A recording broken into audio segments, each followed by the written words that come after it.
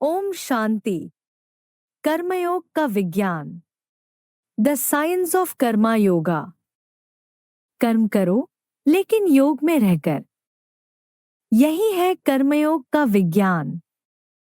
कर्म तो हर आत्मा करती है, कोई भी क्षण ऐसा नहीं जब हम कर्म से मुक्त हों। परंतु क्या हर कर्म हमें बंधनों से मुक्त करता है? नहीं, क्योंकि कर्म जब माया की छाया में होता है तो वह बंधन बन जाता है।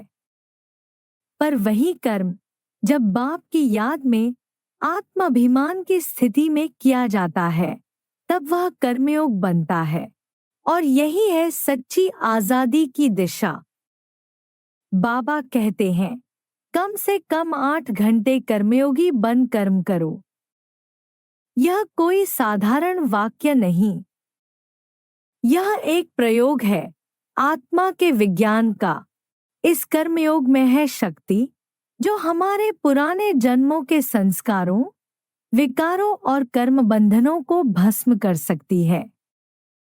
जैसे अग्नि में सब कुछ जल जाता है, वैसे ही योगाग्नि में बुरे कर्मों की छाया समाप्त हो जाती है। कर्म प्लस योग मुक्ति। कर्म जो शरीर से होता है, योग जो आत्मा से होता है। जब ये दोनों एक साथ होते हैं तब आत्मा कर्म बंधन से कर्मातीत की ओर बढ़ती है। योग विहीन कर्म थकावट देता है, वह मैं कर रहा हूं कि अहंकार की छाया से जुड़ा होता है। पर योगयुक्त कर्म आनंद देता है, क्योंकि वहां मैं नहीं, बाबा है मार्गदर्शक, शक्ति और साक्षी। कर्मयोग में 3 मुख्य सिद्धांत। 1. स्मृति, मैं आत्मा हूं।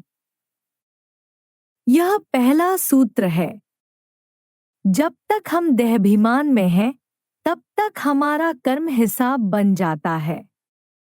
आत्मा की स्मृति ही है जो कर्म को योग में परिवर्तित करती है। 2. याद, बाबा की याद। स्मृति के साथ बाबा की याद जुड़ती है तो कर्म में दिव्यता आती है। यही वह शक्तिशाली स्थिति है जो पुराने पापों को काट सकती है। मुझे याद करो, पाप कटते जाएंगे। 3. नियत दिनचर्या। 8 बाबा का गहन निर्देश। 8 घंटे शरीर से कर्म, 8 घंटे विश्राम और 8 घंटे बाबा की याद। यह सृष्टि के कल्याण का सूत्र है जो हर आत्मा को अमर लोक के अधिकारी बनने की राह दिखाता है। कर्मयोग की सूक्ष्म प्रयोगशाला। बाबा कहते हैं, सिर्फ बाहरी कर्म नहीं, आंतरिक स्थिति को भी देखो। यही है सूक्ष्म प्रयोग। हम जो सोचते हैं, महसूस करते हैं, प्रतिक्रिया करते हैं, वह सब कर्म है। जब हम झूठ को देखकर क्रोध करते हैं, तब वह कर्म भले सत्य के लिए हो, लेकिन उसमें योग नहीं होता। जब हम किसी की गलती को सहन कर बाबा को याद करते हुए मौन रहते हैं, वह है सच्चा कर्मयोग। कर्मयोग से आत्मा की स्थिति। देह की अनुभूति से परे, देही अभिमानी।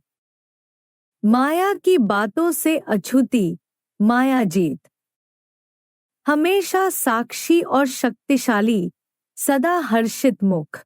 कर्मयोगी आत्मा को अब स्थूल वतन नहीं भाता। उसकी दृष्टि सूक्ष्म वतन और मूल वतन में लगी रहती है।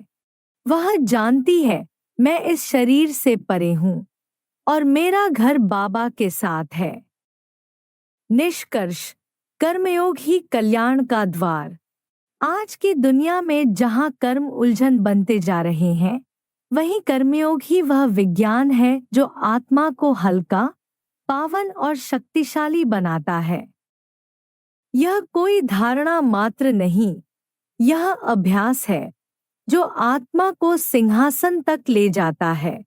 बाबा ने सहज शब्दों में एक महान सूत्र दिया है। मुझे याद करो, देहाभिमान छोड़ो, कर्मयोगी बनो, यही है मुक्ति का मार्ग। ओम शांति।